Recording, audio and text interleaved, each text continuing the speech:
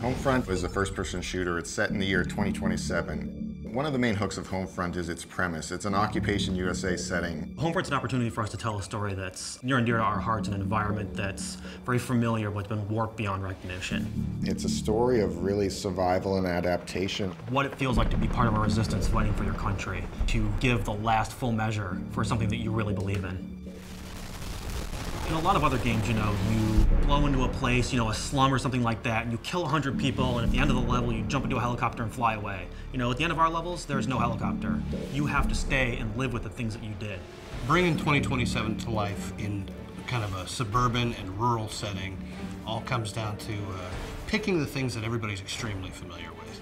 The buckets are now water collectors. The children's toys are still there, but they might just be repurposed for something else.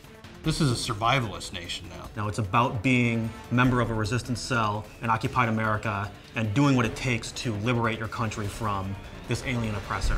The idea for Homefront actually came from a few different angles, really.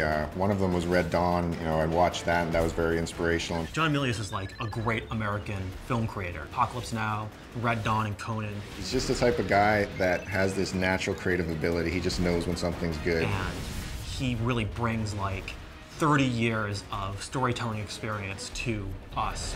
Speculative fiction basically means we are giving the audience what-if situations. What if America was invaded by Korea? What if this happened? And then filling out the answers to that. And that's really where the high premise of Homefront comes from. We said, what if USA was occupied? What would it be like to experience that future? Historically, there are multiple examples of sudden rises and sudden falls. Ancient Greece, Mongolia, Japan. So when you say, how could a mighty power like the USA fall? It's really a combination of elements. It's the decline of the USA due to internal factors and global geopolitical situation. And there's a war in the Middle East. There's Saudi Arabia and Iran involved, and that disrupts oil supplies. And the rise of a new power. The United States' big weakness is their just-in-time economy. Your local supermarket has 3 days worth of stocks on the shelves. If something gets in the way and disrupts that, that's it for our country. Our country is on the razor's edge. The North Koreans are the perfect enemy. The only North Korean that anybody knows is Kim Jong-il. This morning comes the news of Kim Jong-il's death.